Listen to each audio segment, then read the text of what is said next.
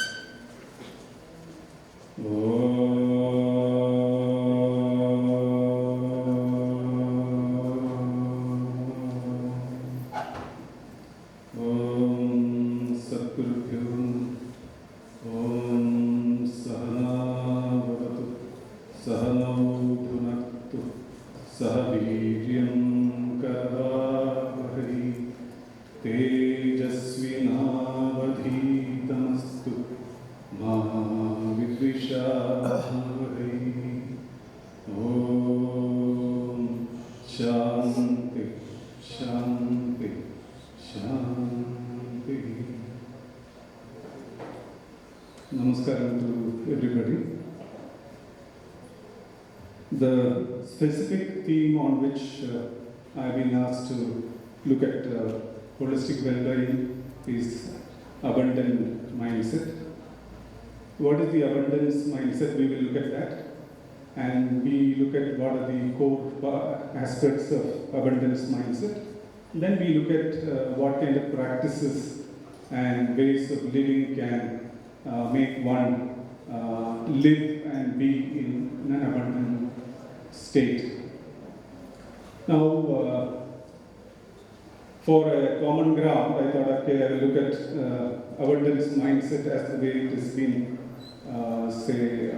coined and described. We look at that first, and then we will get into specific way of looking at how do we achieve an abundance mindset. So the abundance mindset has been defined as a belief that there are enough resources and opportunities for success for everyone. So it's not a zero-sum game, it's not a competitive game, it's not a competitive world. Now, abundance mindset has got 4 aspects. Optimism. People with abundant mindset are optimistic. Then they are also grateful. They are grateful for what they have. And with that level of contentment, they engage with the world. So there is also generosity as a space. So people with abundance mindset are also generous. optimism, gratitude, contentment, and generosity characterize an abundance mindset. Now, if you look at, it's easy to say these are the four, and then how do we ensure that that is available? Or how do we develop that? For that, I would like you to look at what we normally operate from, then how do we move to another way of operating and more desirable way of operating. Now, this is based on the Indic wisdom. Most of us operate from what's called an entropic mindset, avidya kshetra. Most of us, by birth, we are all born because of prarabdha, we operate from what's called the avidya kshetra or the entropic field. Now, what is the entropic field's characteristic? Entropic field is governed by fear, anger, disgust, and distraction. Bhayanaka, Raudra, Bipatsa, and Adbhuta. Adbhuta or rasas govern the avidya kshetra or the entropic field. Now, this is characterized by separation. I am separate, you are separate, others are separate. So, if I have to gain something, you have to lose. So, that's the primary premise on which avidya mindset operates. Now, the next level is dharma kshetra. Now, what is the dharma kshetra? In English, it is an enlivening field. That which enlivens self, others, and the world around and the planet itself is dharma. If any of this get depleted, then it's not dharma. Enlivens ourselves, others around us, the other species, and planet as a whole, then it's dharma or enlivening. We are moving away from I versus the other to myself and the other. We comes in. It is connected by a sense of togetherness. This is governed by three emotions: love, compassion, and joy. Shringara, Karuna, and Hasya. I'm essentially talking about the Navarasa's.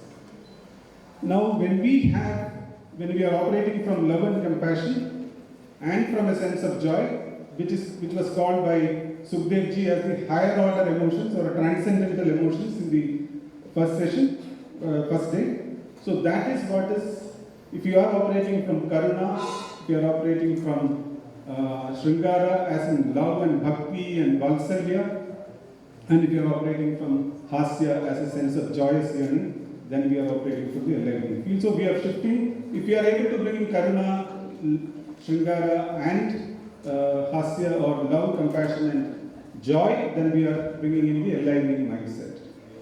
Now, what is the next? There is another mindset which is the coherent mindset or the dhyana kshetra. So, dhyana is all about coherence. If I were to bring in a scientific correlation, if you move from scattered light to polarized light to coherent light. What is a coherent light? It's a laser is a coherent light. You know how a laser works. From a scattered light to laser, you can't even recognize it is light. So that's the level of dhyana is based on shanta rasa.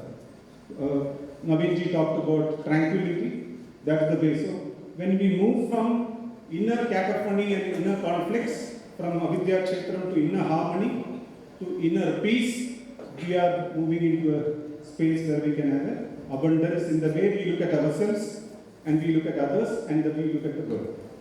So we have to move from avidya mindset or the entropic mindset to enlightening mindset and then on to the coherent mindset to become abundant. There is one more kshetra which is the Sachidananda kshetra, which is characterized by bliss and ecstasy. It's not necessarily available to all of us. We may be able to get a glimpse of it, peep into it, but most of us operate primarily from the enlightening field and the entropic field. So abundance is all about how do we look at everybody as a resource, everybody as a possibility and make ourselves available. So if we can look at how do we develop, I will stay with enlightening field primarily. Most of us know from Bhagavad Gita there is, Bhagavan talks about Kartutvam and Bhoktritvam. These are the two aspects, the doership and the enjoyership. We bring in 4 more or 3 more to that if you were to be abundant. First one is Sakhitvam, second one is Madritvam, and third one is Sakshitvam. So if you can, apart from being a doer, if you can become a Mata, there are many Matas here. I'm talking about the Mata, the quality of being a Mata, which is about compassion and nurturance. If you can bring in compassion and nurturance or the Madhur Bhava, then we are expanding ourselves. If you can bring in love and care as a Sakhi or a Sakha, it's a friendliness, camaraderie, companionship, then we are bringing in what's called the Sakhi Bhava or Sakhitvam. And if we can expand it further into the Dhyana Kshetra with Shantarasa, Sakshi Bhava, then if we can add to Kartrutvam and Bhoktritvam, Sakshitvam, Sakhitvam and Madhurtvam, we are capable of demonstrating and living abundance. Now, when we look at the whole movement, I mentioned it earlier, we move from inner cacophony and conflict and inner chatter and all that to inner harmony first, then inner peace, then on to inner silence. So, peace and silence are the abundant ground for abundance to manifest. It's a kind of a tautology, so to speak. So this is the essential approach. So if we can say into any work we do, most of the times we are in the Kartru Bhava, that too in Avidya Kartrutvam, not necessarily in Dharma Kartrutvam. So we can to have Dharma Kartrutva and Dhyana Kartrutva. In Yoga Sutra we talk about Dhyanacham Karma. A karma that emanates and originates from Dhyana is called Dhyanacham Karma. So if we can have a conscious way of engaging with everybody, where we see in my engagement, am I energizing the other person, or after meeting me, that person is going on drained, then I am avidya check. If somebody comes to me, goes back more enthusiastic, more enlivened, more energetic, then I am operating from the Dharma Kshetra. If somebody comes to me, goes back more peaceful, more coherent, then I am operating from Dhyana Kshetra. So it's very, very straightforward, simple, but it's not as simple as we state this. So in our this thing, we talk about 6 practices to make this happen.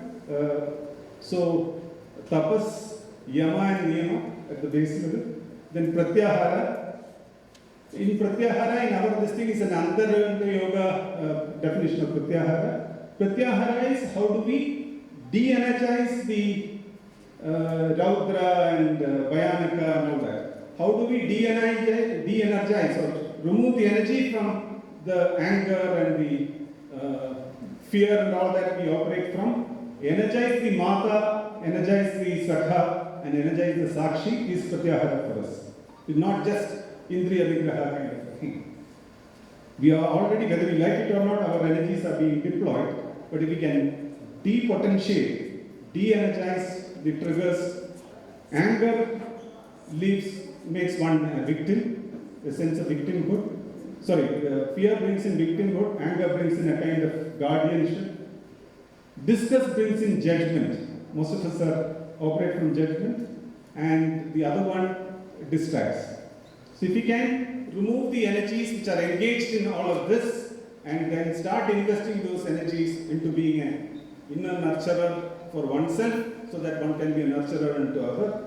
If we can invest it in as a friend for oneself, then we can be friendly to others. If we can invest it in one's own inner silence, then one can be a witness or a sakshi for oneself and others.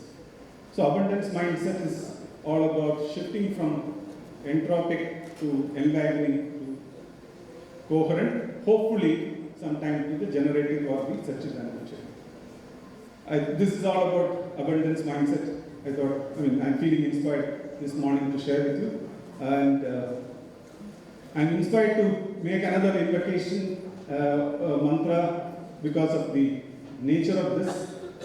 But I will hold it for the last, because if I do that, it's almost like closing to say I don't want to do that. So thank you very much.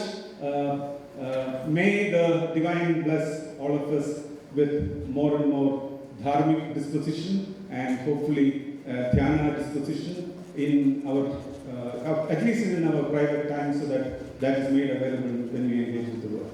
Namaste.